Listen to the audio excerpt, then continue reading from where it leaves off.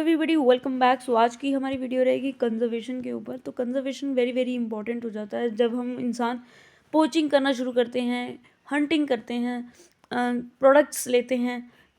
तो इस तरह से क्या होता है कि जो बायोडाइवर्सिटी है वो रिन्यू ही नहीं होती है, मतलब एक तरीके का ख़त्म होने की कगार में आ जाती है। तो हमें क्या करना है, उसको सस्टेनेबल रखना है, उसको कंटिन्यूएशन उसका मैनेजमेंट करना है। भाई कितना इस्तेमाल होना चाहिए, कितने लेवल पे करना है। ओवर एक्सप्लॉइटेट करेंगे हम उसको तो हमारी जो डाइवर्सिटी है वो खतरे में आ जाएगी। तो हमें उसको कंजर्व करने के लिए कुछ तरीके होने चाहिए, कुछ मेथड्स यहाँ पे सुझाए गए हैं जो कि दो प्रकार के होते हैं। दो प्रकार के, जैसे एक होता है इन सिटू और एक होता है ex situ. In situ by word we can understand कि इन सिटू मतलब कि ऑन साइट, एंड जब नेचुरली हम उसको क्या कर रहे हैं, कंजर्व करने की कोशिश कर रहे हैं। तो बायोडाइवर्सिटी मतलब कि जब नेचुरली हैबिटेट में रहकर हम व्यक्ति दूर से हम उसको देख रहे हैं, निहार रहे हैं और उसको कंजर्व करने की कोशिश कर रहे हैं, उसका मैनेजमेंट कर रहे हैं, उसकी रहने की व्यवस्था कर रहे हैं, उसका जो स्पीशीज़ वो खाता है वो उसमें छोड़ दे रहे हैं। इस तरह से जो है बायोडाइवर्सिटी को कंजर्व किया जा सकता है। बायोडाइवर्सिटी कंजर्वेशन जो है वो कैसे की जा सकती है, सस्टेनेबल मैनेजमेंट करके। मतलब कि ऐसा मैनेजमेंट हो जो आज की पीढ़ी है वो भी उसका लुत्फ़ उठा पाए और जो आने वाली पीढ़ी है उसका भी वो लुत्फ़ उठा पाए, उसकी वेल्थ को जान पाए कि जैसे कि हम सब जानते हैं कि हमारी डाइवर्सिटी कहाँ कहाँ है। एक्वेटिक एनिमल्स जो आपको मिलेंगे, आपको लैंड पे मिलेंगे, टेरेस्ट्रियल मिलेंगे, मरीन में मिलेंगे आपको, बहुत सारे बर्ड मिलेंगे आपको।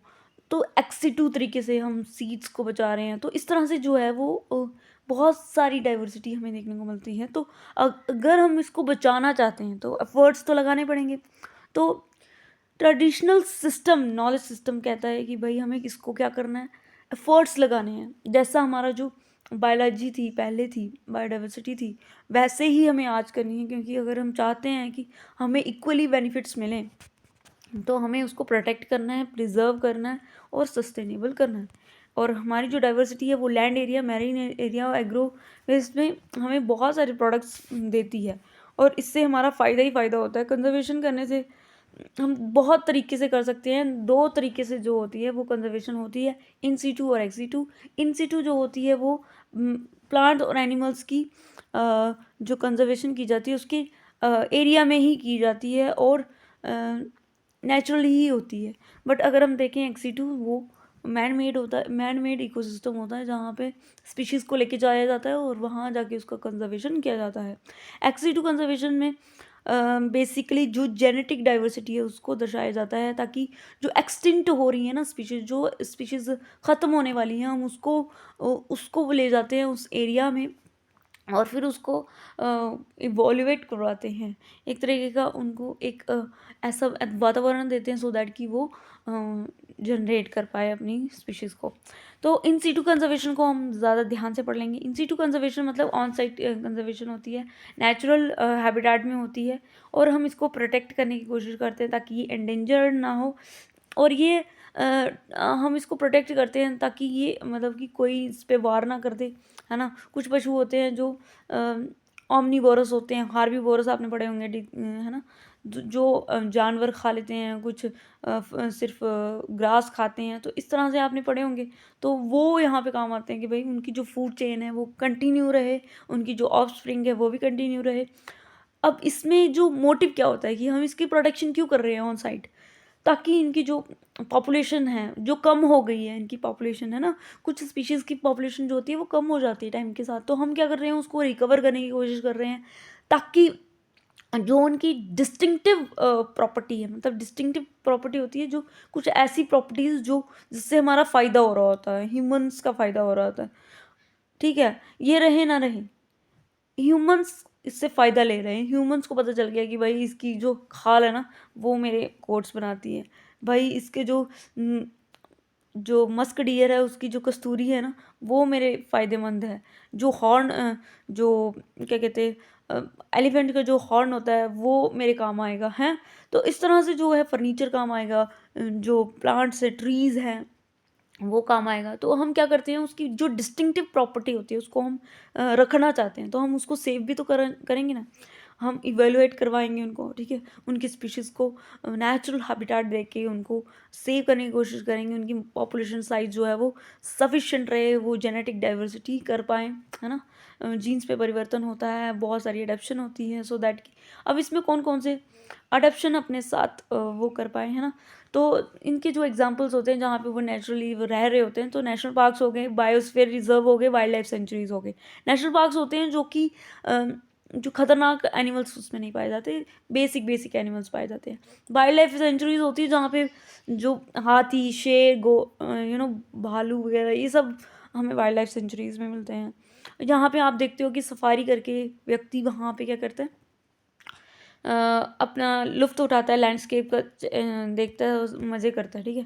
नेशनल पार्क्स होते हैं last reserved natural parks, natural area होता है जहाँ पे क्या करते हैं, जो ये डिक्लेयर किया जाता है किसके द्वारा, नेशनल गवर्नमेंट के द्वारा।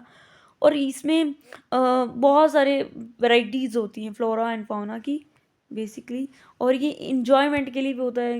हम सब जानते हैं कि हम सफारी करने जाते हैं तो फिर वहाँ जाके हम कोशिश करते हैं कि कोई ऐसा एनिमल मिल जाए वाइल्ड लाइफ में, कोई वाइल्ड एनिमल मिल जाए, सो दैट कि जो हमने देखा नहीं ज़िंदगी में। तो हम क्या करते हैं, हम इंजॉयमेंट करते हैं, एजुकेशन लेते हैं कि ये कौन सी वैरायटी है और ये कितना सर्वाइव कर पाती है, और उसके बारे में बहुत सारी चीज़ें, इन्फॉर्मेशन हमें पता चलती है, इंस्पिरेशन मिलती है कि, है ना, और हमें प्रोटेक्ट क्यों करना है ना। उनकी जो एसेंशियल मैनेजमेंट प्रैक्टिसेस होती हैं, मतलब कि मैनेज कैसे करना है, इनकी नेचुरल एट्रीब्यूट्स को मेंटेन कैसे रखना है, ये नेचुरली कैसे इवॉल्व कर रहे हैं, हम उसको प्रिजर्व कर रहे हैं उसकी उसके ही एरिया में, उसके ही टेरेन में, उसके ही जगह में जाके, ठीक है। तो नेशनल पार्क्स बहुत सारे होते हैं, जैसे कि काजीरंगा नेशनल पार्क होता है एक, जो काफ़ी फेमस है, एक सिंग वाला गेंडा जो होता है वो काजीरंगा नेशनल पार्क में मिलता है। सुंदरवन नेशनल पार्क हो गया, कॉर्बेट नेशनल पार्क। भारत का पहला राष्ट्रीय उद्यान कौन सा है, Corbett national park, Jim Corbett national park. Biosphere reserve होता है, दूसरी कैटेगरी इसमें आ गई। तो ये बायोस्फीयर रिजर्व ऐसा एरिया जहाँ पे हम क्या करते हैं, इन्हीं इकोसिस्टम को क्या कर रहे हैं, प्रोटेक्ट करने की कोशिश कर रहे हैं। उसके रिलेटेड अगर कोई प्रॉब्लम आ रही है तो उस सोल्यूशन ढूंढने की कोशिश कर रहे हैं, ताकि इसका सस्टेनेबल यूज़ हम कर पाएँ। हम इनको बचाते ही इसलिए हैं, सो दैट कि ये हमारे लिए फ़ायदेमंद हो। इंटरनेशनली काउंसिल्स बैठती हैं, इनको रिकॉग्नाइज़ करती हैं ऐसे एरियाज़ जो वेटलैंड हैं, या फिर जहाँ पे जो एक्सटिंक्ट हो रहे हैं। IUCN डाटा आपने पढ़ा होगा, जिसमें ये काउंटिंग की जाती है कि कितनी रिच डाइवर्सिटी है ये वाली स्पीशीज़ की, तो कौन सी एंडेंजर है, कौन सी कौन सी एक्सटिंक्ट होने वाली है। तो ये स्पीशीज़ का पता कैसे लगता है, ये हम उसका एवेल्यूएशन करते हैं, एक तरीके का हम उसको चेकिंग करते हैं। कंजर्व करने के लिए हम उसको रिकग्नाइज करते हैं, एरियाज डिफाइंड होते हैं।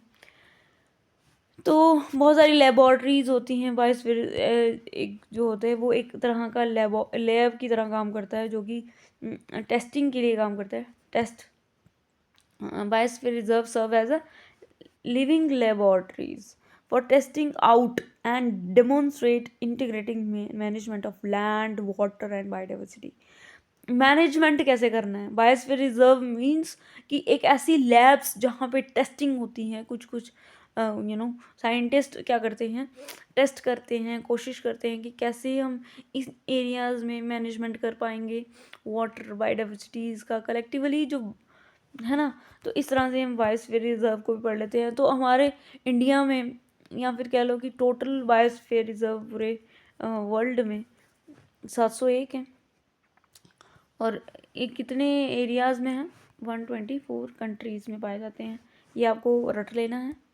बाकी वाइल्ड लाइफ सेंचुरीज़ अगर हम बात करें, वाइल्ड लाइफ सेंचुरीज़ एक ऐसा जोन एरिया होता है जहाँ पे क्या करते हैं, by law for preservation of wild life. देखो, वाइल्ड लाइफ सेंचुरीज़ में पता क्या होता है कि बहुत ज़्यादा जंगली जानवर होते हैं जो कि काफ़ी घातक होते हैं, जो आम इंसान उसको नहीं देखता, ठीक है ना। वो वहीं पे पाए जाएंगे, वही एरिया में पाए जाएंगे, क्योंकि वो काफ़ी घना जंगल और ऐसा होता है जिसमें जो वाइल्ड लाइफ फोटोग्राफर्स होते हैं ना, उनके लिए वो बेस्ट होता है। सफारी करके वो पता लगाते हैं ऐसे एरियाज़ में। और ये जो एरियाज़ होते हैं वो प्रोटेक्टेड होते हैं, किसके द्वारा, गवर्नमेंट के द्वारा। और यहाँ पे हंटिंग जो है, हंटिंग स्ट्रिक्टली क्या है, प्रोहिबिटेड है, ठीक है। वाइल्ड लाइफ सेंचुरीज़ में हम देखते हैं कि भाई ऐसे जोन एरियाज़ होते हैं जहाँ पे हम वाइल्ड लाइफ जो भी एनिमल्स होते हैं उसको प्रिजर्व करने की कोशिश करते हैं। हंटिंग जो है, हंटिंग पोचिंग जो भी स्किल्स होती हैं ये इसको प्रोहिबिटेड होती है, ऐसे एरिया में हमें नहीं करनी है। हम इसलिए नहीं करवाते ताकि वो अच्छे से अपना जीवन जो है वो आगे बढ़ा सकें, ऑफस्प्रिंग दे पाएँ और उनकी जो वैराइटीज़ हैं वो हमें देखने को मिले। जेनेटिक वेरिएशन अगर देखने को मिल रही है तो वो भी देखने को मिले। तो यहाँ पे कुछ डाटा है जैसे कि 2000 वर्ड्स, ठीक है, ये आपको रटना ही पड़ेगा। 2000 वर्ड्स पाए गए हैं, ठीक है। 35,000 मैमल्स क्या होते हैं, स्तनधारी जानवर जो होते हैं। तो 3500 और 30,000 जो है वो इंसेक्ट हैं, 15,000 जो है वो प्लांट्स हैं। तो ये जो है स्पीशीज़ हैं जो कि हमें मिलती है वाइल्ड लाइफ में। तो ये सेंचुरीज़ में हमें ये सारी स्पीशीज़ का देखना कि 2000 वर्ड स्पीशीज़, मैमल्स का मिलना और फिर इंसेक्ट्स का, प्लांट्स का, ये कुछ ऐसे डाटा हैं जो कि हमें बताते हैं कि भाई इतनी वैराइटीज़ हैं, इतनी वेरिएबिलिटीज़ हैं वाइल्ड लाइफ सेंचुरीज़ में भी। इंडिया में 550, ठीक है, वाइल्ड लाइफ सेंचुरीज़ इस्टेब्लिश की गई हैं अक्रॉस द कंट्री, पूरे ही इंडिया में। अभी छोटी छोटी भी हो सकती हैं, लार्ज एरियाज़ में भी फैली हो सकती हैं। ये सेंचुरीज़ जो होती हैं एक अच्छा टूरिस्ट को एक अच्छा लैंडस्केप प्रोवाइड करती हैं कि भाई आओ सफारी करो, मज़े करो और देखो कि कैसे नेचुरल हैबिटेट में वो कैसे रह रहे हैं, वो कैसे दिखता है। इंसान को वो नॉर्मल दीदार नहीं ना होता है कि हम सड़क पे जा रहे हैं तो हमें शेर दिख गया, ऐसा तो नहीं होता। बाई चांस कभी कभी हो जाता है कि स्नो लेपर्ड है ना, कभी आपको आपको कहीं एरिया में देखने को मिला, तो due to human conflict activities के थ्रू ये हमें देखने को मिलता है, वो नॉर्मल एरियाज़ में फिरते हुए देखेंगे। बट अगर हम बात करें कि अगर कुछ एरियाज़ में कंजर्वेशन हो रही है तो वो अपने ही टेरिटरी में रहेंगे, अपने ही वैराइटीज़ को रिप्रोड्यूस कर रहे होंगे, है ना। तो अगर हम इंडिया की बात करें तो 550 जो है वो हमें वाइल्ड लाइफ सेंचुरीज़ देखने को मिलेंगी और ये पूरे ही इंडिया में फैली हुई है। और इससे क्या होता है कि जो टूरिस्ट होते हैं उनके लिए एक अच्छा स्पॉट बनता है, एक लैंडस्केप, शांति माहौल बनता है कि भाई कैसे नेचुरली जो जंगली जानवर कैसे रह रहे हैं, कैसे डाइवर्सिफाई रेंज है, अलग अलग वैराइटीज़। आपने साइलेंट वैली का नाम सुना होगा, आपने फूलों की घाटी उत्तराखंड को सुना होगा कि बहुत सारी स्पीशीज़ जो हैं वो पर्टिकुलर एरियाज़ में ही आपको मिल रही हैं। तो एक टूरिस्ट के लिए वो अच्छा साधन बन सकता है ना। सेंचुरीज़ जो होती है वो सेवरल एंडेंजर्ड स्पीशीज़ के लिए एक घर होता है, ठीक है ना।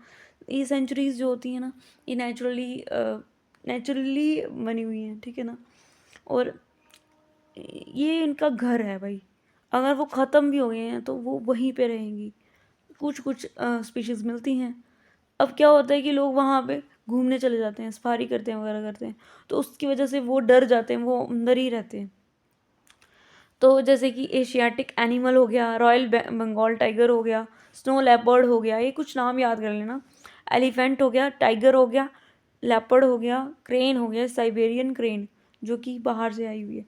भरतपुर बर्ड सेंचुरी एक लार्जेस्ट बर्ड सेंचुरी है जो कि एशिया में पाई जाती है। एशिया कॉन्टिनेंट हो गया और एशिया में लार्जेस्ट बर्ड सेंचुरी कौन सी है, भरतपुर में जो बर्ड सेंचुरी, जहाँ पे बर्ड्स ही मिलेंगे आपको, ठीक है। और ये जो भरतपुर में बर्ड सेंचुरी है ये रिफ्यूजी माइग्रेटरी बर्ड्स है, मतलब कि कहीं और से प्रवासी पक्षी हैं जो कि यहाँ पे आके रहने शुरू कर दिए हैं इन्होंने, ठीक है। और ये समझ में आया वाइल्ड लाइफ सेंचुरीज क्या होती हैं। Ex situ conservation refers to off site conservation, मतलब कि हम क्या कर रहे हैं, एक्सी2 कंजर्वेशन मतलब कि बाहर हम जो भी इनकी जो सीड्स हैं या फिर इनकी जो जीन्स हैं वो बाहर ले जाते हैं डब्बे में पैक करके और फिर इसको बाहर जाके इसको रिप्रोड्यूस करवाते हैं। जैसे कि बोटेनिकल गार्डन्स हो गए, बोटेनिकल्स गार्डन हो गए, जू हो गए, या फिर सीड बैंक हो गया, सीड ले जाते हैं। कुछ स्पीशीज़ जो होती हैं वो एक्सटिंक्ट होने वाली होती हैं, मतलब ख़त्म होने वाली होती हैं, तो हम क्या करते हैं इसको उठाते हैं यहाँ से, इसके डेरे को यहाँ से उठाते हैं। मान लो कि कुछ एरियाज़ में नहीं है वो फलवूद हो रहे हैं, तो हम क्या करते हैं, बाहर ले जाते हैं उसका ऐसा गार्डन, ऐसा एरिया, वहाँ पे बहुत सारे केमिकल्स, बहुत सारे रिसर्च किया जाता है सो दैट कि उनका इन्फ्यूजन हो, वो एक्सटिंक्ट ना हो, वो ख़त्म ना हो, और वो स्पीशीज़ बाहर ले जाके उसका वो क्या करते हैं, एंडेंजर स्पीशीज़ को, प्लांट्स को फिर से नई ज़िंदगी देते हैं, उनका नया निषेचन करवाते हैं। एक ऐसी प्रोसेस होती है जिसमें हम क्या करते हैं, जेनेटिक रिसोर्सेज को प्रोटेक्ट करने की कोशिश करते हैं, जो एंडेंजर स्पीशीज़ हैं, प्लांट्स एनिमल्स हैं, उसको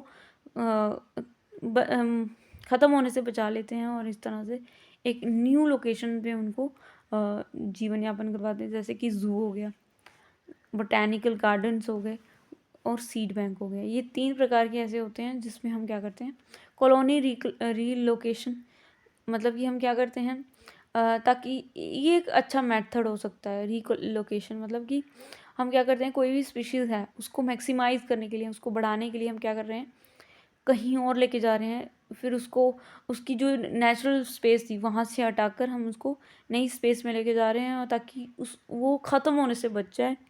ठीक है, उसको ख़तरा है किसी स्पीशीज़ से, ये ख़त्म हो रही है, उसके हैबिटाट अच्छा नहीं है, इकोसिस्टम वो अच्छे से सर्वाइव नहीं कर पा रही, तो हम क्या करते हैं, उसको एक्सपोर्ट करते हैं, कहीं और लेके जाते हैं, एक्सट्रीमली ऐसे इन्वायरमेंट में जहाँ पे वो सर्वाइव कर पाए और अपना जीवन यापन कर पाए, जो भी है।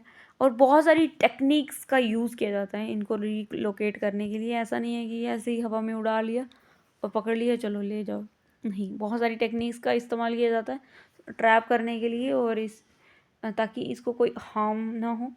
दूसरा, ह्यूमन केयर मेथड्स होते हैं भाई, यही हमने बात की कि कन्वेंशनल मेथड्स हैं, ये बहुत पुराने मेथड्स हैं, और इसमें क्या होता है कि एक प्रोटेक्टेड हाउस मिलता है इन्हीं स्पीशीज़ को ब्रीडिंग करने के लिए। ब्रीडिंग क्या होती है, एक ब्रीड ख़त्म हो रही है, तो मान लो कि उसकी लास्ट ब्रीड बची हुई है, तो हम क्या करेंगे, उसका इन्फ्यूजन कहीं और नई स्पीशीज़ के साथ करवा देंगे, तो ब्रीडिंग कहलाती है री introduction. endangered plant may be preserved in the part through the seed banks or the germplasm bank. और ये बैंक क्या है, बैंक मतलब कि बहुत जैसे जो हमारे पैसे होते हैं वो बैंक में जमा होते हैं ना, तो वैसा ही एक बैंक होता है जहाँ पे सिर्फ सीड ही सीड होते हैं, और ऐसे सीड्स होते हैं जो कि एक्सटिंक्ट होने वाले हैं या ख़त्म होने वाले हैं, और ठीक है, और इसमें इसको प्रिजर्व किया जाता है ऐसे बैंक्स के अंदर। और ये सीड बैंक जो होता है वो क्या करता है, बहुत सारी कायरोजेनिक लेबॉर्ट्रीज, ये हमें नहीं पता, कायरोजेनिक एक भाई टेक्निक होती है जिसमें क्या करते हैं, ब्रीडिंग करते हैं, सीधी सीधी बात है, इसको ज़्यादा करना भी होगा तो कर लेना। तो कायरोजेनिक या फिर इस तरह की फैसिलिटी होती है जिससे कि सीड्स का आपस में क्या किया जाता है, इन्फ्यूजन करवाया जाता है, और फिर चेक किया जाता है कि ये अपनी फर्टिलिटी इसके पास है भी है या नहीं। Role of zoo in conservation is limited by space by expense. अब जू जो है उसमें कितना ही स्पेस होता है, वहाँ पे वो सरवाइव कर भी पाएंगे, नहीं कर पाएंगे, कुछ कर पाते हैं, लिमिटेड स्पेस होती है तो वहाँ नहीं कर पाते हैं कुछ लोग। ऐसा एस्टिमेट किया गया है कि भाई वर्ल्ड में जू जो है वो रफली उसमें 900 स्पीशीज़ हैं, और अबाउट 100 से 150 इंडिविजुअल पर स्पीशीज़। ये आप डाटा इतना रट नहीं पाओगे, तो डाटा आप रहने दो, इतना आपको समझ में आएगा कि ज़ू होते हैं कि वहाँ पे स्पीशीज़ जो हैं वो कम होती हैं, मतलब कम ही सर्वाइव कर पाती हैं क्योंकि लिमिटेड स्पेस होती है। इसके ना फ़ायदे भी हैं और नुकसान भी बहुत ज़्यादा हैं। जेनेटिक मैनेजमेंट करने के लिए, ब्रीडिंग करवाने के लिए, पॉपुलेशन को इनलार्ज करने के लिए, ताकि ये पॉपुलेशन ख़त्म ना हो, बहुत सारी एक्टिविटीज़, मतलब कि एक तरीके का जेनेटिक डाइवर्सिटी को प्रिजर्व रखना है, तो बहुत सारी रिसर्चेस इसमें की जाती हैं, टेक्नोलॉजीज़ का यूज़ किया जाता है ताकि ब्रीडिंग जो है वो अच्छे से हो। और टेक्निक्स में क्या क्या आता है, आर्टिफिशियल इंसेमिनेशन, आर्टिफिशियली क्या करते हैं, इंसेमिनेट किया जाता है, एम्ब्रियो जो होता है उसको ट्रांसफ़र किया जाता है आर्टिफिशियली, ठीक है। Long term cryogenic storage of embryo, तो लॉन्ग टर्म में क्या किया जाता है, कायरोजेनिक स्टोरेज ऑफ एम्ब्रियो, ये आप समझ लेना कि भाई एम्ब्रियो को स्टोरेज किया जाता है लॉन्ग टर्म में। अब जिसको इन्फ्यूज़ करवाना है उसमें तो वो उसको करवा सकता है भाई, ठीक है। और ये टेक्निक्स भाई एक तरीके की आर्टिफिशियल टेक्निक है, बिल्कुल भी नेचुरल नहीं होता है। ये उनके साथ किया जाता है जो ख़त्म होने वाली होती है, एक्सटिंक्ट होने वाली होती है। इतना हमें पता चल गया तो दैट्स इट। तो ये जो हमने अभी बात की है कि ऐसे तरह से जो है प्लांट्स की जेनेटिक डाइवर्सिटी बनी रहे, हम XC2 में उसको ले जाते हैं, उसको सीड्स बैंक्स के थ्रू हम, या फिर उनका जो जर्मिनेशन है वो बड़ा रहे, इवॉल्व हो, अपनी एडवर्स कंडीशन में वो सरवाइव कर पाएँ। और इस तरह से हम जो सीड्स होते हैं वो मतलब फ्रिज में रख दिए जाते हैं, ऐसे कंटेनर्स में रखे होते हैं, सो दैट कि वो ख़राब भी ना हो और वो स्लो रेट में वो क्या करते हैं, जनरेट कर पाएँ। तो इतना हमें समझ में आया कि बायोडाइवर्सिटी क्या होती है। लाइफ फॉर्म्स होती हैं जो कि एक किसी भी इकोसिस्टम में वो सर्वाइव कर रही होती हैं, वो आपस में रिलेटेड होती हैं, उनके जीन, स्पीशीज़, इकोसिस्टम वो आपस में इंटरेक्ट कर रही होती हैं। 3 लेवल पे जो बायोडाइवर्सिटी है वो डिस्कस की जाती है, जेनेटिक लेवल पे, स्पीशीज़ लेवल पे और इकोसिस्टम डाइवर्सिटी होती है। और जेनेटिक डाइवर्सिटी जिसमें पाई जाती है उसको जेनेटिक जीन्स में परिवर्तन, या जीन्स स्पीशीज़ के जीन्स में परिवर्तन, उसको जेनेटिक डाइवर्सिटी कहते हैं। स्पीशीज़ जो किसी भी एरिया में नंबर ऑफ़ स्पीशीज़ पाई जा रही हैं उसको स्पीशीज़ डाइवर्सिटी कह रहे हैं। वो कितने बंडेंस में वहाँ पाई जा रही हैं वो देखते हैं। इकोसिस्टम जिसमें उसका घर, उसका बायोलॉजिकल कम्युनिटीज़ कैसे वो आपस में इंटरेक्ट कर रहे हैं, इकोलॉजिकल प्रोसेसेस किस में है ना। ये इस तरह से जो बायोडाइवर्सिटी है वो ना सिर्फ हमें निजी सुख देती हैं, वो हमारे कमर्शियल लेवल पे भी हमारी हेल्पफुल होती है। वो ना सिर्फ हमें कमर्शियल लेवल पे वो हमें मानसिक संतुलन या फिर हमारा सोशल वैल्यूज़ भी हमें प्रोवाइड करती है। वो एक इंस्टिंक्टिव वैल्यू भी देती है और एक्सटेंसिव वैल्यू तो देती ही है। वो ह्यूमन्स के लिए बहुत इम्पॉर्टेंट होती है। और अगर हम बात करें कि ह्यूमन काइंड के लिए ये ना सिर्फ एक प्रोडक्ट है, बल्कि एक एस्थेटिक रिक्रिएशनल वैल्यूज़, जैसे हमने बात की कि वाइल्ड लाइफ फोटोग्राफी जो करते होंगे उनके लिए ये काफ़ी इम्पॉर्टेंट होता होगा। एंड ये हमें फूड, मेडिसिन, टिम्बर ये सब प्रोवाइड करने के साथ साथ हमें सांत्वना भी देती है, एक शांति, पीस भी देती है। और जैसे कि हम देखते हैं कि लास्ट सेंचुरी से हम देखते हैं कि जो बायोडाइवर्सिटी है वो ख़त्म हो रही है और ख़त्म ही होती जा रही है, एक्सटिंक्शन पे आ गई है, थ्रेटन बहुत सारी जो है ख़त्म हो रही है। कि स्पेशीज़ ख़त्म कैसे हो रही है, अब एक्रोनेम यहाँ पे दिया गया है हिप्पो। हिप्पो मतलब H से हमारा बन जाता है हैबिटेट डिस्ट्रक्शन कर रहे हैं, इन्वेसिव स्पीशीज़ आ रही है, मतलब कि बाहर से स्पीशीज़ यहाँ आना, उनका इन्फ्यूजन हमारी स्पीशीज़ के साथ हो जाना। अब उनका घर ही पूरा वर्ल्ड है ना, तो पोल्यूशन की वजह से, ओवर पॉपुलेशन की वजह से, भाई पॉपुलेशन ज़्यादा इंक्रीज़ हो रही है तो उसको रिसोर्सेज की ज़्यादा ज़रूरत है, वो दोहन कर रहा है। बहुत सारी कॉजेज़ इस तरह से जो है वो थ्रेट बन गया है बायोडाइवर्सिटी को। ओवर हंटिंग करते हैं लोग भाई, बहुत सारी जेनेटिक डाइवर्सिटी हो रही है, पोल्यूशन की वजह से क्लाइमेट चेंज हो रहा है। और ये सारी चीज़ें जो मिल मिला के क्या हो रहा है, एक मैन और एनिमल के बीच में क्या हो रहा है, कॉन्फ्लिक्ट पैदा हो रहा है। बायोडाइवर्सिटी जो है वो हम चाहते हैं कि उसकी जो है वो सस्टेनेबल मैनेजमेंट हो, और ताकि हम सबको उसका लाभ मिल पाए, चाहे वो लैंड में हो उसकी डाइवर्सिटी, चाहे वो मरीन में हो, चाहे वो टेरेस्ट्रियल हो, है ना, प्रोडक्शन एरियाज़ में हो। XC2 तरीके से हम क्या कर रहे हैं, उसका प्रिजर्वेशन करना चाहते हैं। इन सिटू कंजर्वेशन टॉक अबाउट कि जब हम उसको उसके नेचुरल हैबिटेट में ही कंजर्व करने की कोशिश कर रहे हैं, उसके नेटिव इकोसिस्टम में ही उसको प्रिजर्व करने की कोशिश कर रहे हैं। XC2 कंजर्वेशन जो होती है, जिसमें हम क्या कर रहे हैं, जेनेटिक डाइवर्सिटी को प्रमोट करने की कोशिश कर रहे हैं। तो आपको ये समझ में आया होगा कि बहुत सारे तरीके हो सकते हैं नेचुरल हैबिटेट में, national parks, wild life sanctuaries और ये सब हो गया। तो यहाँ से हमें समझ में आता है कि जो XC2 है वो जू, बोटेनिकल गार्डन, सीड बैंक्स, ये सब से ही क्या बन रहा है, बायोडाइवर्सिटी बन रही है। तो ये जो हमारा जो टॉपिक था, कंजर्वेशन कैसे हो सकती है, तो ये इस तरह से होगी। बोटेनिकल गार्डन्स में जैसे मैंने बात की थी कि सीड बैंक्स होते हैं, तो सीड बैंक्स आप देख रहे हो कि ये एक ऐसा एरिया है, गोडाउन है, जहाँ पे सीड बैंक्स आपको देखने को मिल रहे हैं, ठीक है। और ये आप देख सकते हैं कि बोटेनिकल गार्डन है जहाँ पर स्पीशीज़ का इन्फ्यूजन होता है। ये बायोस्फीयर रिजर्व्स हैं, कुछ एरियाज़ ही होंगे जहाँ पर हमें बायोस्फीयर रिजर्व मिलेंगे। जैसे कि आप उत्तराखंड देखो, चाहे आप नीचे आ जाओ, साउथ इंडिया में आ जाओ, मध्य प्रदेश में चले जाओ, और उड़ीसा वाली साइड सुंदरबन डेल्टा हो गया। तो ये जो एरियाज़ होते हैं वो बायोस्फीयर रिजर्व्स कहलाते हैं। ये हमारा सीड बैंक्स है जो आप देख रहे हैं, वैरायटीज़ आपको मिलेंगी।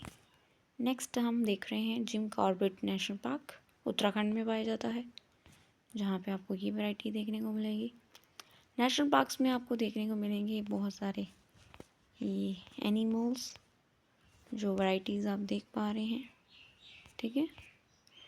और ये आप सफारी करते हुए देख पा रहे हैं। जिम कॉर्बेट नेशनल पार्क जो है वो ओल्डेस्ट है, और काजीरंगा नेशनल पार्क एक सींग वाला गैंडा, रणथंभौर नेशनल पार्क जो है वो आप देख रहे हो टाइगर, कहाँ पे, Periyar national park, Gir wildlife sanctuary, Sundarban national park, Hemis national park. तो बस आज के लिए इतना ही। Thank you, have a nice day.